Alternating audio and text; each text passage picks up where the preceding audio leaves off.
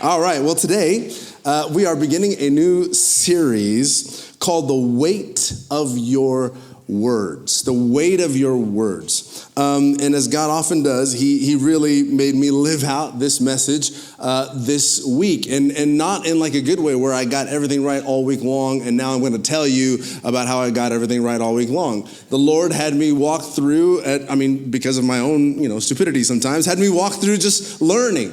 And as I've learned and as I've processed even this week a conversation I had, I'm going to share with you my journey in processing that. And in the end, I pray that we're all better for it. Amen? The weight of your words. Maybe you've heard people say this, that actions speak louder than words. We've all heard that, right? And that might be true when it comes to new acquaintances or when you're sizing up people who are just coming into your life, like that new coworker who just showed up or that new classmate, right? The first time you meet people and start sizing them up, maybe their actions speak louder than words. Maybe a new neighbor. I remember the house that we live in right now, we built that house, and for a long time, we were the only house on our street. So when they started building the house next door, I got really excited. I was like, man, someone's coming next door. I'm going to have a neighbor, finally. And so one day, the couple who's building that house, they came to check out their new house, to check how construction's going. And I just went right over there. Like I saw them and I went right over there. And some of you who know me well, you know this, I can be a lot, right? Like I can just be a lot and I'm not always aware of that. So I go over there and on that day, I was a lot, okay? So I went over there, I'm excited to see my neighbor. I lead with the fact that I'm a pastor. I go in with all of it. And quickly in that conversation, I realized these are very introverted people. These are very private people. And therefore that is I think the last conversation I had with them was about 10 years ago when they were building their house. Because they're like, oh, okay, this guy's actions speak louder than his words. They're like, his actions show us he is a talker, okay? He's a pastor, so it's even worse. He's like a professional talker. That's what he does. And that's what happens when we're first sizing people up. But you got to admit this is true. When it comes to those people who you know really well, like the people that you are in intimate relationship with, I'm talking husband, wife, when it comes to parent-child relationships, those people you've worked with for a long time, your extended family, when it comes to those intimate relationships, I don't know if you can say that actions speak louder than words. They really seem just about equal. They seem just about even because the truth is the more intimate the relationship, the louder, or to the point of this message series, the weightier our words are. Our words carry weight. And the capacity for your words to leave a mark on people grows the closer you are to them. Leave a mark for good or for bad, to build up or destroy, to encourage or discourage, to inspire or lead someone to despair. Your words carry great weight. We know this is true because of the power even of words that go unsaid. It's so remarkable how even words that go unsaid can set the trajectory for somebody's life. I've been a pastor for 15 years, and I have met with teenagers, students, young adults, people who are married, people who are in their 30s, 40s, even senior adults, people in every stage of life who would share with me that words unsaid to them throughout their life from people close to them have altered or changed the trajectory of their life. Maybe those words you wanted to hear from a father, 3 words, 4 words, I love you. I'm proud of you. And not hearing those words have had a huge impact on the person that they see in the mirror every time they look at themselves. And if that elicits some kind of emotional response in you, it is again an indicator of just how powerful words are, because even the words you did not hear have set the trajectory of your life in some way. Have any of you ever just been crushed by somebody's words? Like you've ever felt that where you're crushed by somebody's word? Let me take you back to high school. Let's just be friends. I already got friends, right? I got enough friends. That's not what I want right now. Or if you grew up in church or you grew up in youth group like me, I think of you more as a brother. A brother? I don't want to be your brother. I think of you more as a sister, right? And you're crushed. And that person just goes on with their day like it's nothing. And you're thinking like, what do I do? Do I check out? Like, do I call my parents to take me home today? Like, I don't want to be here anymore. Or do I find a new church? Like, what do I do? I can't go to this youth group anymore. I've been eviscerated in front of everybody, right? Like, what do? We can be crushed by words because words carry weight. And your lives have been altered, your lives have been impacted by the words spoken to you, spoken over you, spoken about you, spoken at you. Your life has been marked and changed by those words. And we are quick to recognize how the words that other people have said, spoken to you, at you, about you, or over you, we are quick to recognize how those words impact and shape our lives. We're quick to recognize the power of those words on us, but we're a little bit slower to recognize how our words impact other people, how our words carry weight in specific relationships, especially in the true weight, the true power of our words. Sometimes we fail to see that. And here's the deal. We all agree with this, right? We all agree with this. You could be in this room and every week there's someone here like this, and I love that about our church. You might not believe anything that I believe. You might not believe the Bible. You might not be a Christian. You might be like, I'm not a church person. Someone just made me show up today, and you would agree with what I'm saying. Like, you know, words have power. You know, words shape people's lives. Like, this is not a uniquely Christian perspective or a religious idea. All of us know this to be true. But there's a group of people in this room. There's a group of people in this room. If you're a Christ follower, if you're a believer in Jesus, if you call yourself a Christian, when it comes to this idea of how we speak to others, the words that we use and the weight of our words, we don't have a choice in the matter. We don't have a choice in the matter. We are called very specifically to live in a very specific way. So in this series, my goal is to unpack 3 different dynamics. We're going to do one every week, and these dynamics play into every conversation that we have. And here's the thing. You know all this. Everything I'm going to tell you, my job is easy this month, right? You know all this because you know that you want people to treat you this way. Our goal in this series is to begin treating others the way that we would want them to treat us and deal with us. So today we're going to unpack the first of those dynamics, but before we get there, just a little bit of incentive. Because like I said, we have no choice in this matter if we claim to follow Jesus.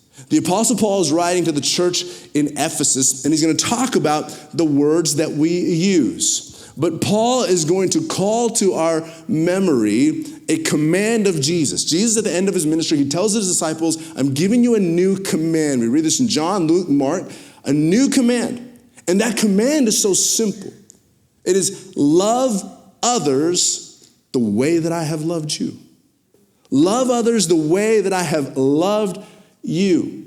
And the question that we can simply ask ourselves in every conversation, in every interaction, in every relationship that you have, especially those people who are closest to you, people that you are with all the time, the question you got to ask is, what does love require of me here? If I'm to love others the way that Jesus has loved me, what does love require of me here?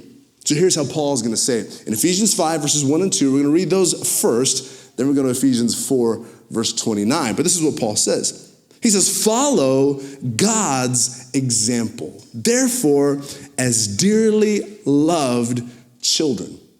What he's saying is you've been adopted into the family of God. If you have trusted in Jesus for your salvation, God has grafted you in. You are his sons and daughters. And as his sons and daughters, you're supposed to be like a chip off the old block, right? Like when people see you, they're supposed to see your Father in the way that you live, in the way that you interact, in the way that you deal with other people. Follow God's example as dearly loved children and walk in the way of love is what Paul writes there. Walk in the way of love. And I don't want to speak on behalf of all the men in the room, but me personally, like that sounds kind of cheesy, right? Like I'm just like, what does that mean? Walk in the way of love. It sounds like a bad title to like a romance novel, Walk in the Way of Love. What is he talking about?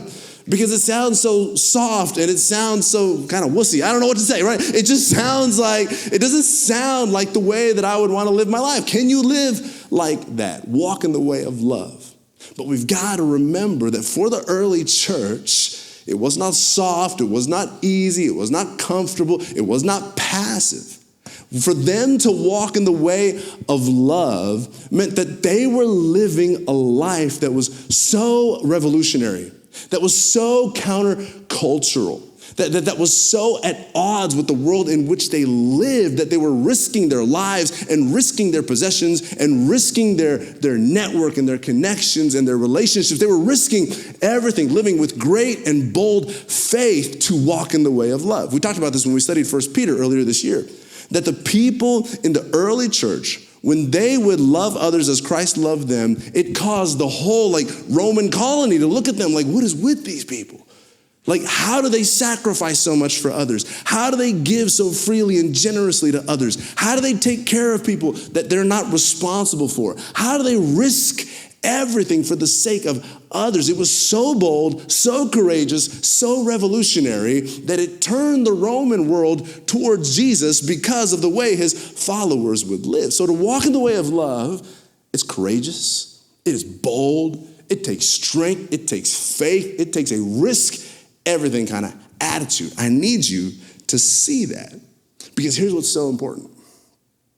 We get to choose whether we follow Jesus, right? At the end of the service, I'm going to ask you to make a choice. Like, if you want to trust in Jesus, you want to receive the free gift of God's grace through faith in Jesus Christ, that is a choice that you make. We get to choose to follow Jesus, but listen, we don't get to choose what that looks like.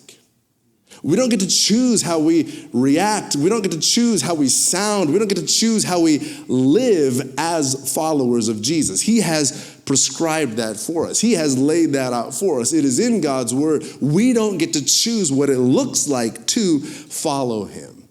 And that's what Paul is going to reveal to us, especially when it comes to the words that we choose, right? So he goes on to say, walk in the way of love just as Christ loved us and gave himself up for us.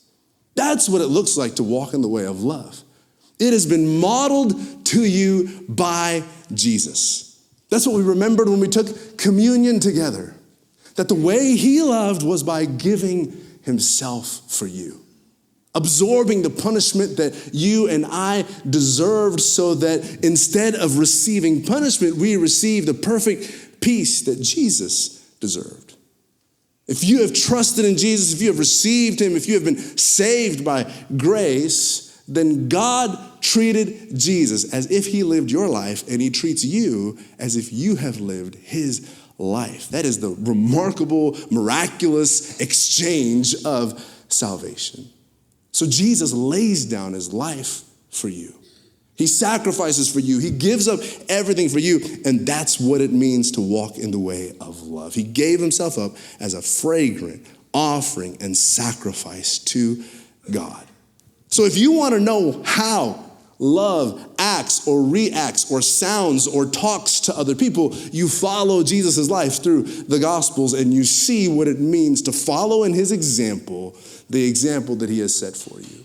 And here Paul is going to call this out for us. We read Ephesians chapter 4, verse 29. That's going to be kind of our hinge of verse today. We're going to sit there for a little bit. We're going to walk through it slowly, little by little. And from this verse, we're going to learn what it truly means for us to deal with others, recognizing the weight of our words and letting our words impact their lives in a great way. Ephesians 4:29 begins like this: don't let any unwholesome talk come out of your mouths. Now that word unwholesome in the original language, it means like dirty, stinky, filthy. It's a word they actually use to talk about rotten fish. Very interesting choice of words, right? Paul's not talking about your bad breath right here when he says don't let stinky, rotten fish come out of your mouth. What he is saying is you've got to see your mouth as a gate. And you got to have that gate locked down. You got to be really careful. You got to be really picky. You got to be really particular about what you're going to let come through the gate. Don't let anything offensive, don't let anything dirty, don't let anything unwholesome come out of the gate. No unwholesome talk come out of your mouth. Now, let's be honest. Like, I could end the sermon right here and just be like, everybody go work on that for the next 7 days, right? Everybody go work on that. And all of us would have something to work on. And somebody would be glad that we were working on it, right? Like, we know somebody who'd be like, I like your church. Yeah. You need to listen to that guy. Because we struggle with this, don't we? We struggle with unwholesome talk coming out of our mouth. What's the excuse that we use? Like, how do we justify it? What do we say? You've all said this. I'm just being honest, right? Like, I'm just being honest. Like, what do you want from me? I'm just being honest. I'm just telling the truth, being honest. Now, here's the thing. We have to define honesty correctly. To be honest, honesty means that you ensure everything you say is true. You ensure everything you say is the truth. Honesty is not saying everything that is true. Are you with me? Yeah, somebody's with me. They got it right away. Yeah. Honesty means you ensure everything that comes out of your mouth is true, but it is not saying everything that is true. My friends, with all grace, let me tell you, if you say everything that is true, you will have no friends, right? You will have no friends.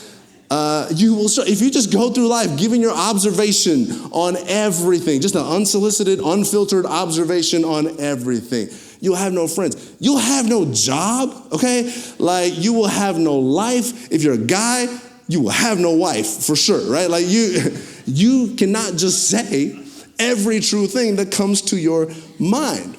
So that's what Paul says. Don't let unwholesome talk come out. But it doesn't end there. He goes on from there because that's just the negative. That's just him saying, here, don't do this. He does go on to give us a path forward, and it's so important, it's so fascinating. Don't let any unwholesome talk come out of your mouths. Then he says, but only. In the original language, this means like only, nothing else. Like, this is the only stuff you should say.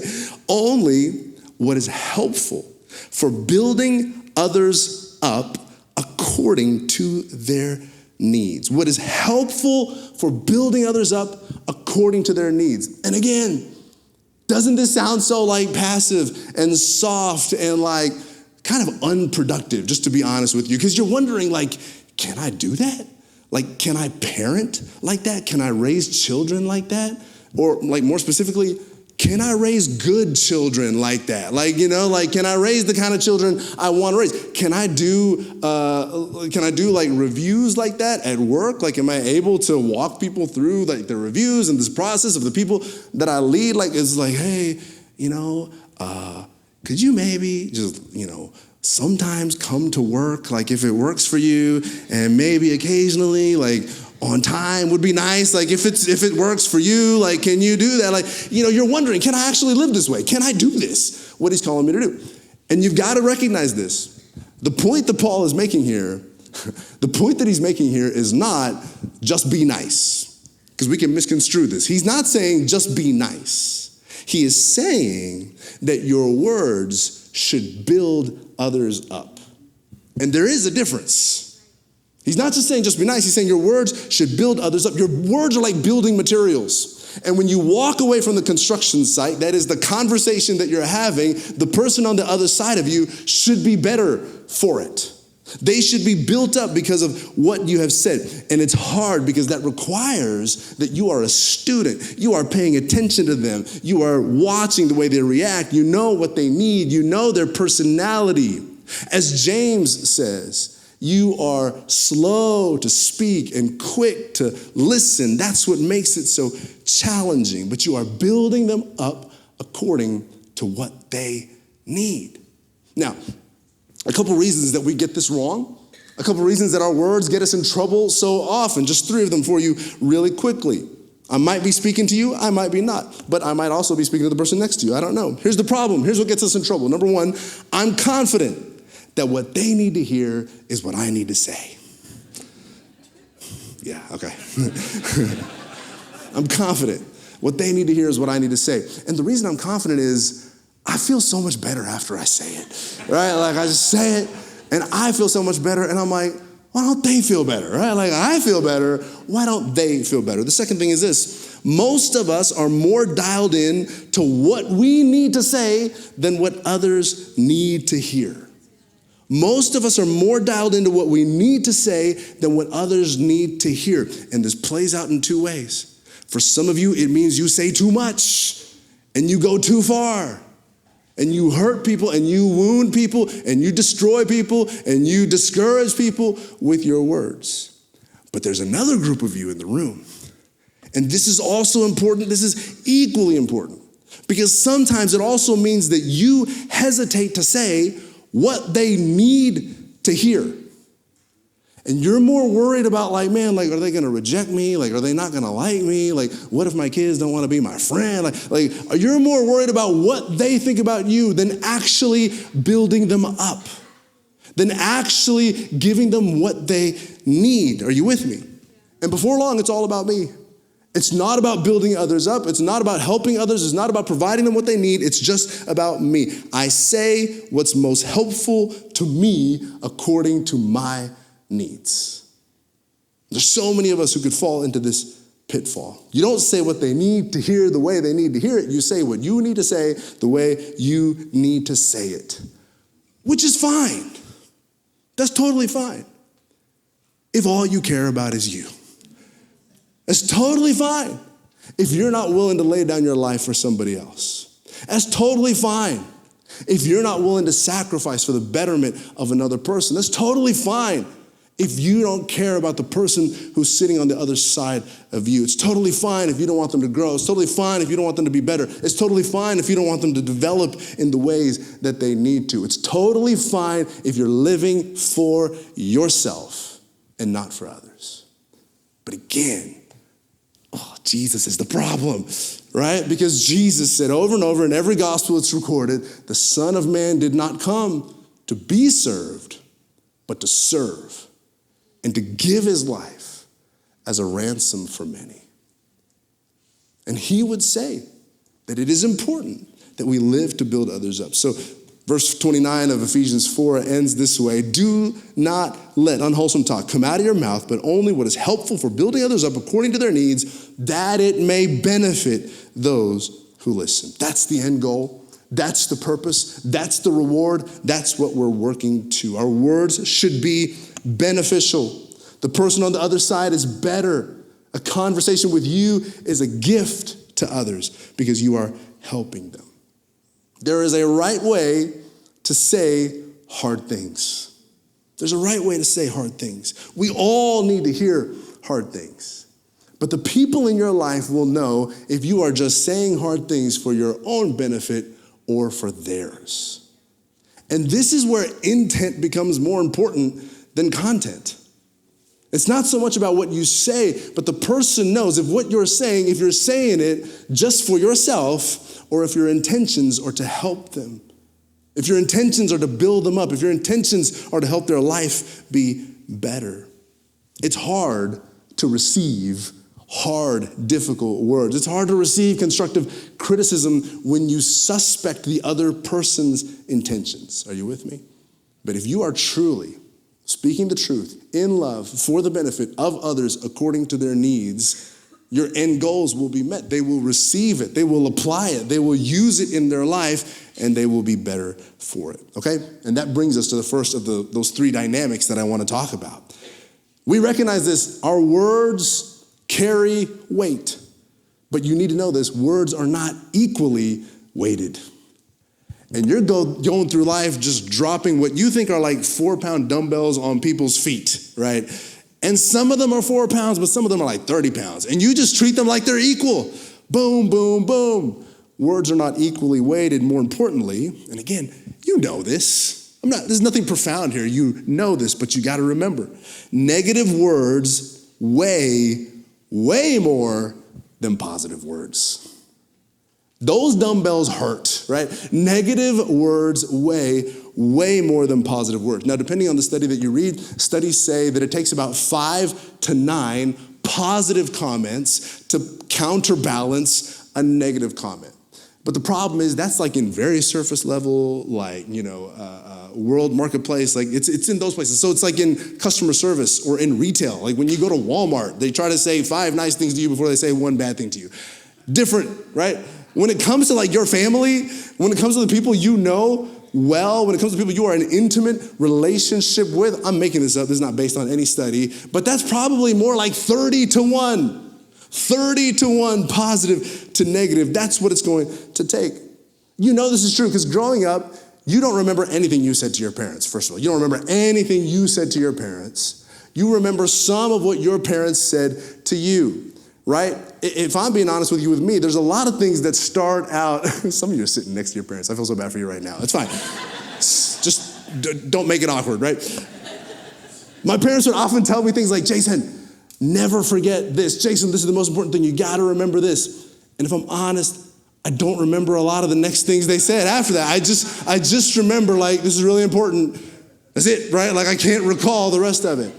But negative things, right? The cynical, the comparison, the critical things, I remember those so well. One time, I was about 7 years old, so I'm Gideon's age. I was outside, I was helping my dad. My dad's an avid gardener, so I'm helping him in the garden. He's watering the plants. He has like a hose, and he would give me a bucket, like a 1-gallon bucket. He'd fill it up with water so that I felt like I was helping, right? He's like, go to a plant, dump some water on the plant. So that's what I'm doing. That's my job. And he told me, go water the tomatoes. Cool. I take my little gallon bucket over to the tomatoes, and for some reason, my mother is sitting like in front of the tomatoes. She's just having a picnic. She's got her tea. She's got her tea, and she's sitting there drinking her tea on the ground in front of the tomatoes. At 7 years old, I'm like, all right, I got to get I got to water the tomatoes. That's my job. And I'm a resourceful 7-year-old, right? Think I'm pretty smart. So I'm like, here's the deal.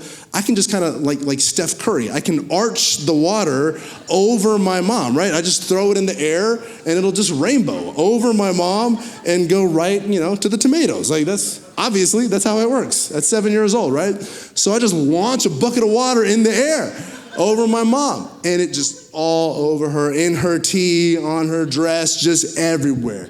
And my mom, she got up and she took off her, sandals, right? And usually that means she's about to throw a sandal at you, but she took it off, threw it, and she's like, you idiot. You're so stupid. Why would you? And I'm 39. I remember what she was wearing. I remember the weather. I remember everything about that moment, right? Because those negative words, man, they are barbed. They stick. They stay. Critical, comparative. Those cynical words, they stick with you. Now, what does that mean when it comes to my relationship with my mother? I'll do anything for my mom, right? Like I go to her doctor's appointments, I'll help her, I'll show up whenever she calls me, I'm gonna be there for her, I'm gonna be an awesome son, because that's not the only thing she ever said to me, right? Like that's just one moment that I've distinctly remember, and we had plenty of other moments. But what I want you to know is negative words, they weigh more than positive words. Our words have the ability, the power to wound, and so we are responsible for what we say. So you gotta load up on the positive. You have to load up on the good. You have to load up on the constructive so that when you get to the constructive criticism, it is actually received and it is actually applied. You're gonna have to say hard things, but for that to actually be applied, you gotta load up on the positive and you gotta load up on the constructive before you get there, right? A word to the men in the room. Man, if you are a dad, chances are you're a person of few words, right? Not all of you, but let's say 98% of you are probably a person of few words. And if you're a person of few words and most of those words end up being negative words, I just need you to know that has a long-term impact on your kids. And so you dads, maybe that ratio is more like 50-1 for you, right? This is about proportion control. This is about ratios. And for you, it might be you've got to go over the top, just being positive, being a cheerleader, being encouraging to your kids. That might be what it looks like for you. Some of you dads, you need to hear this. Sarcasm will not make your kids tougher. Sarcasm will make it tougher for you to have a relationship with your kids when they're adults. It really will. You just got to get that out of your system. Get that sarcasm out of your system and load up on the positive. And you're like, well, that's going to be really awkward for me. And that's going to make me very uncomfortable. I'm just not like that, Jason. That's not my personality. That's fine. Because it's not about you. It's about that person on the other side of you. The tough things you've got to say at work, the tough things you might have to say to the people in your lives, even to the people you're married to. Maybe there's tough conversations you've been avoiding. You've got to say tough things. But you've got to set the ground for those things to be received and for those things to be applied in people's lives. You see what I'm saying? Like I said, I've been a pastor for 15 years, right? I have never sat down for counseling with a person who has said, you know, the root of all my problems is that I just had so much encouragement my whole life. Not once, right? Like, not once. I've heard almost everything else, but that hasn't been the case with anybody, right? You're gonna have to say tough things. But can you lead the way with positivity? Can you lead the way with what is constructive so that you set the ground for those hard things to be received and you set the ground for those hard things to be applied? Let's overdose on the positive and the constructive so that when those hard things need to be said, they are received well. Can we do that? So here's your homework between now and next week. Ask yourself these two questions. Where do you have work to do? Where do you have work to do? And I think the second question is actually more important. Who hopes that you will get to work soon?